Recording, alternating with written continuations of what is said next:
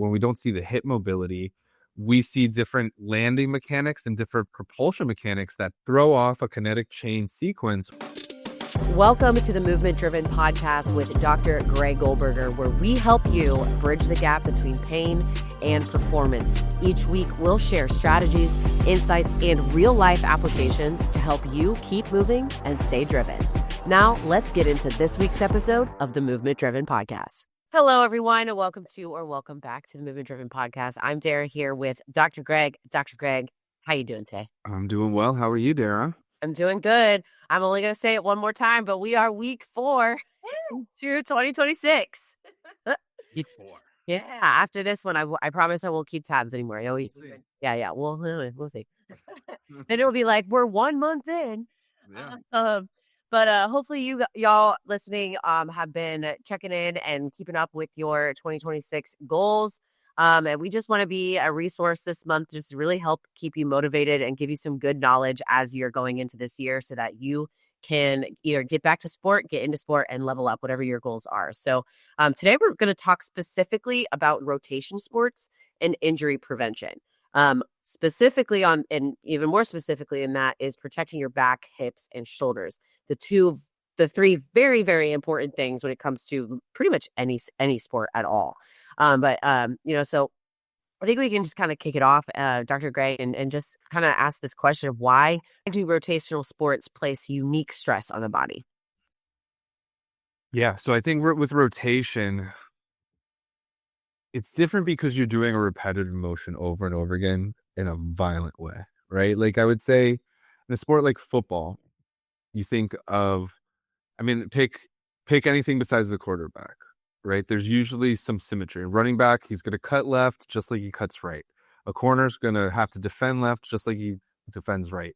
Maybe you're on one side of the field more, so there's some asymmetries created. But when you look at rotation sports, and let's define that first. Rotation sport is anything where we're rotating repeatedly, which includes our throwing and racket sports. So any of our throwers, our quarterbacks, our javelin, baseball players, any of our swingers, our golfers, baseball players, cricket players, and then any of our racket players, tennis, pickleball, all that kind of stuff, as well as things like volleyball. They're doing a repeated rotational movement. So in all of these sports, we're doing usually one-way rotation, right? There's very few of these sports where you're doing it the opposite way. Unless you're a switch hitter in baseball, which you're still doing it one way, way more than the other, you're not getting the same symmetry back the other way. So if I throw a baseball as hard as I can over and over again for 20 plus years growing up and then playing, and I never do that on the other side, it's not just the shoulder and the elbow that's affected. My entire body, from where I push off to where I land, to where I move my hips, to where I move my spine,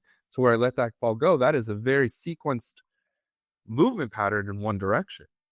And I think everybody knows if you were to go throw a ball with your non-dominant hand right now, how goofy you all would look, right?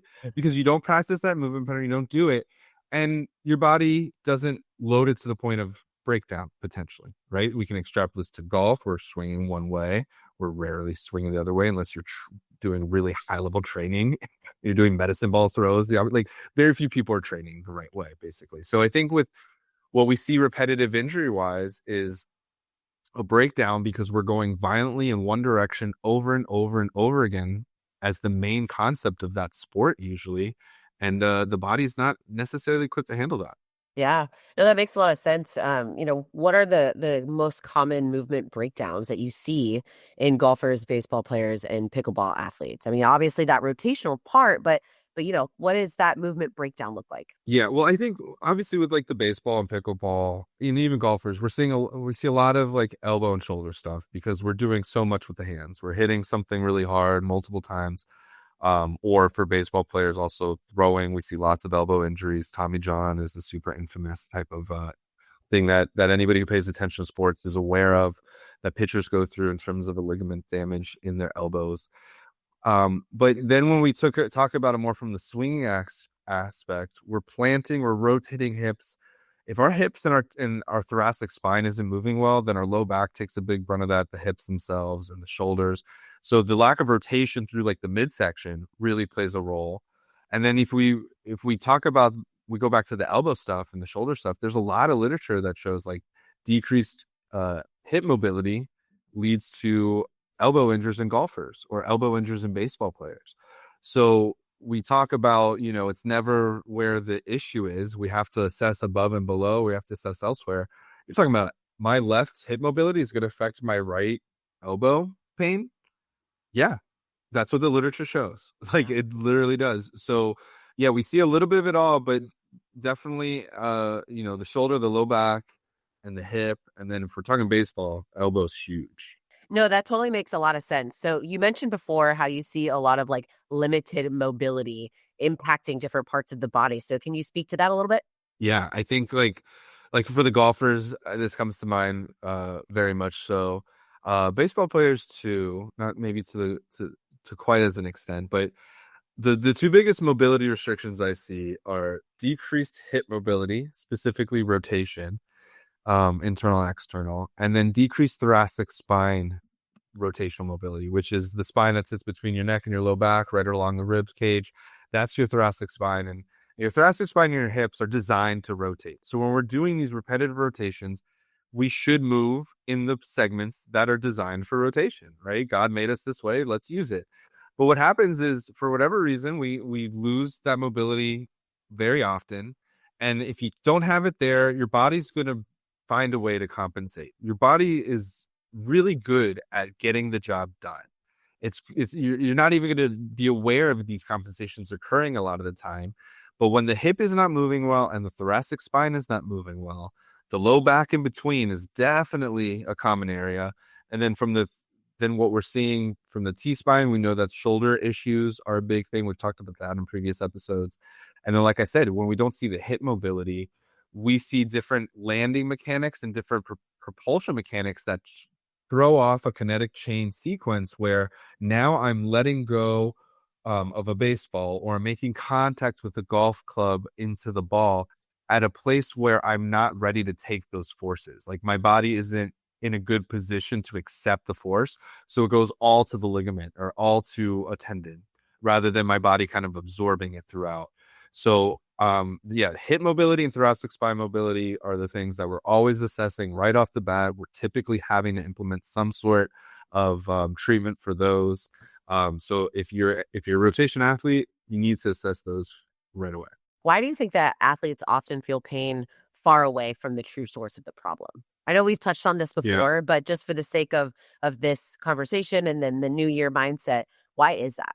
Yeah, I mean, like I said, the body's just brilliant at doing it. It's going to find some way to get the job done. If you're out on the golf course and you're playing your buddies and you're in competitive mode because you just want to be better than them, or maybe there's some money on the line, you're going to do whatever it takes to win. If you were an athlete growing up, that's the mindset I have. I don't care about my body in that moment. I want to win.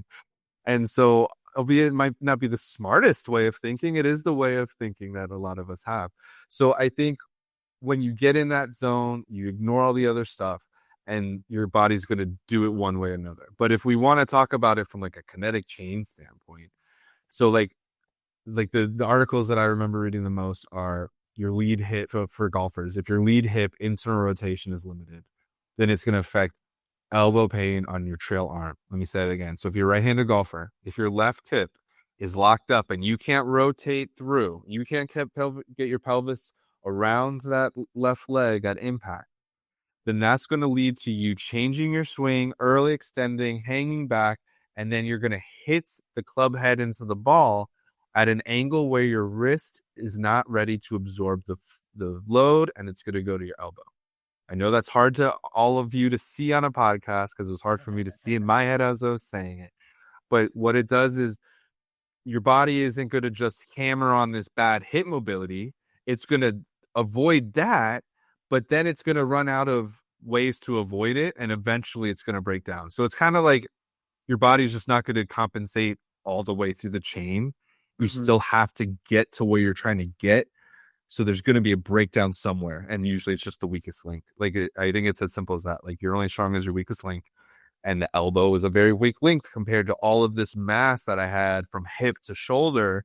I can withstand some of that force, but if I'm hitting weird, that elbow is going to break down. And so I think that's what they're seeing a lot from well, you're saying my hip mobility causes my elbow pain? You're crazy. Like I hear that all the time too. But yeah, Yeah. I am. Yeah. No, that is kinda crazy, and I mean, even, like, I know I've mentioned this multiple times before on previous episodes, like, when I started to come in as a patient, I came in because of problems with my low back and left knee from multiple surgeries, and the thing that we started doing was my hips, and, like, the mobility that I do in my warm-ups is my hips, and I'm That's like, to me makes complete sense because your hip is between your low back and your knee. yeah, Like that's got to be part of it, right? yeah, And that's the thing, like, and that's what I try to tell people, like, just come in for an hour assessment. Like, yeah. I think you'll be blown away by what we can teach you just about your body. And even if it's just for that 1 hour, you're going to go away with some valuable information. Yeah, absolutely. Well, I think this is a great episode of Dr. Greg. I also want to encourage the audience that if you're in the Jacksonville area, you can visit us at movementdriven.com, schedule a discovery call with Dr. Greg, get your movement assessment on the calendar so that you can go into the rest of this year feeling stronger and more confident about the movements that you're doing because you understand your body a little bit deeper and get educated on what things are going to help you prevent injury later on. So thank you so much, Dr. Greg, and we'll catch you on the next one. See you guys. Thanks for tuning in to the Movement Driven Podcast with Dr. Greg Goldberger. Want to see how we're helping people in Jacksonville bridge the gap between pain and performance? Head on over to movementdriven.com. Until next time, keep moving, stay driven.